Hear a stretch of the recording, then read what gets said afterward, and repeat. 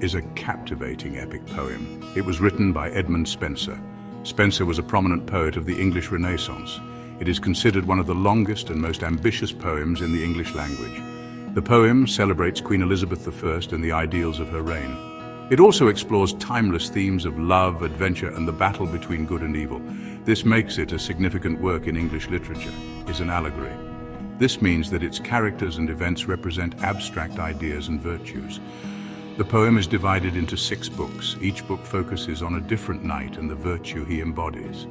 Through these knights and their quests, Spenser explores moral and spiritual values, as written in Spenserian stanza. This is a 9-line stanza form that he invented. The poem's rich language, complex characters, and intricate plot make it a challenging but rewarding read. It has captivated readers for centuries.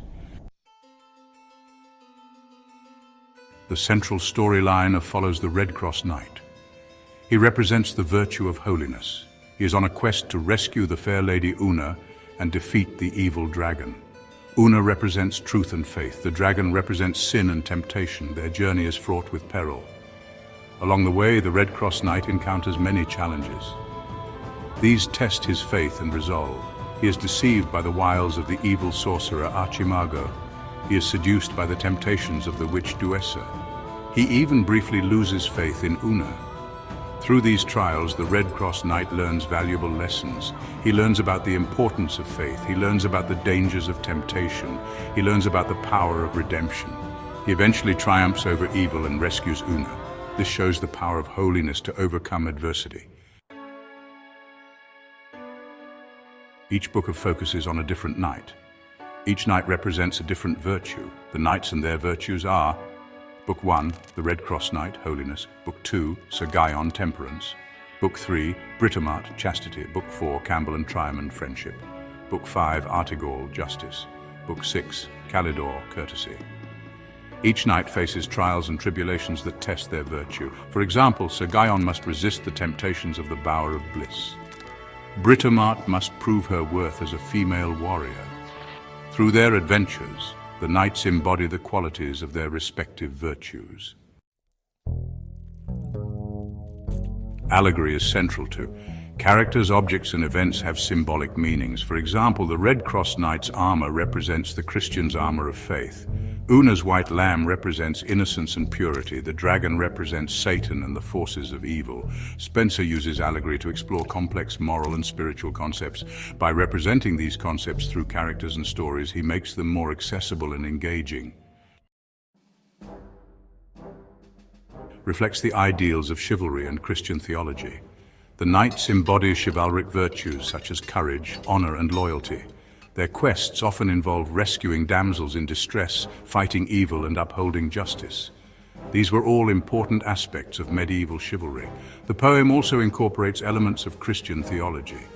The Red Cross Knight's journey is a metaphor for the Christian's journey towards salvation. The poem's emphasis on virtue, faith, and the battle between good and evil reflects Christian teachings. Section 6. The enduring power of virtue. At its core is a celebration of virtue. Spenser believed that virtue was essential for both individual and societal well-being. Through the knight's adventures, he shows the challenges and rewards of living a virtuous life. The poem's message about the importance of virtue remains relevant today.